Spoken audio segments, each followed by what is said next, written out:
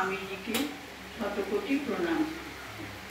এখানে উপস্থিত ভক্তমণ্ডলীকে নমস্কার জানাই। আমি এখন স্বামী বিবেকানন্দের জীবনী থেকে একটু পাঠ করে শোনাচ্ছি।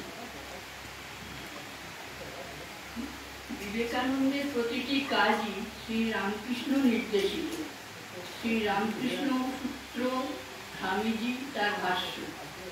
সন্ন্যাসী গুরু ভাইদের নিয়ে একটি সংঘ প্রতিষ্ঠার নির্দেশও শ্রী রামকৃষ্ণই তাকে দিয়ে যান।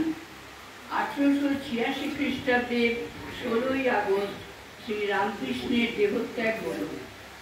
এর কিছুদিন পর নরেন্দ্রনাথ কয়েকজন গুরু ভাইকে নিয়ে বরানগরের একটি পুরনো ভাঙা বাড়িতে প্রথম শ্রী রামকৃষ্ণ মঠ প্রতিষ্ঠা করলেন।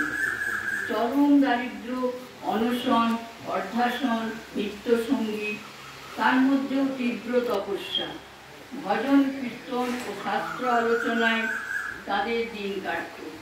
এখানে 1887 খ্রিস্টাব্দে জানুয়ারি মাসে নরেন্দ্রনাথ ও তাঁর 10 জন গুরু ভাই সন্ন্যাস নেন। নরেন্দ্রনাথের নাম হয় স্বামী বিবিদিশানন্দ। সন্ন্যাসের পর স্বামীজি ও তাঁর সন্ন্যাসী গুরু ভাইরা মাঝে মাঝেই পরিব্রাজক হিসেবে বেরিয়ে পড়তেন, কখনো একাকী, কখনো কয়েকজন মিলে। এইভাবে পায়ে হেঁটে স্বামীজি প্রায় সারা ভারত পরিক্রমা করেন। শিক্ষিত, অশিক্ষিত, ধনী, নির্ধন, রাজা, মহারাজা, ব্রাহ্মণ, চণ্ডাল প্রভৃতি সমাজের সর্বস্তরের মানুষের সঙ্গে তাঁর পরিচয় হয়। তাঁর প্রতিভা, তেজোদীপ্ত আকর্ষণীয় কান্তি এবং আধ্যাত্মিক প্রভাবে সকলেই মুগ্ধ হন। তিনিও প্রকৃত ভারতবর্ষের রূপটি মর্মে মর্মে উপলব্ধি করেন। 1890 খ্রিস্টাব্দের 3রা আগস্ট তিনি যে ভ্রমণে বের হন সেটিই ছিল সবচেয়ে দীর্ঘকালে।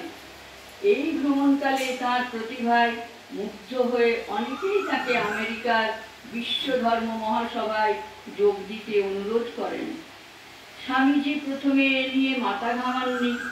পরে মাদ্রাজের জনগণের ঐকান্তিক ইচ্ছায় এবং দৈব নির্দেশে সূক্ষ্ম দেহে শ্রী রামকৃষ্ণ তাকে নির্দেশ দিয়েছিলেন এবং তাঁর চিঠির উত্তরে শ্রী সারদা দেবীও তাকে অনুমতি দিয়েছিলেন। তখন আমেরিকায় যাওয়া স্থির করেন। স্বামীজি আমেরিকায় গিয়েছিলেন ভারতের সাধারণ মানুষের প্রতিনিধি হয়ে, তাঁদেরই অর্থ সাহায্যে।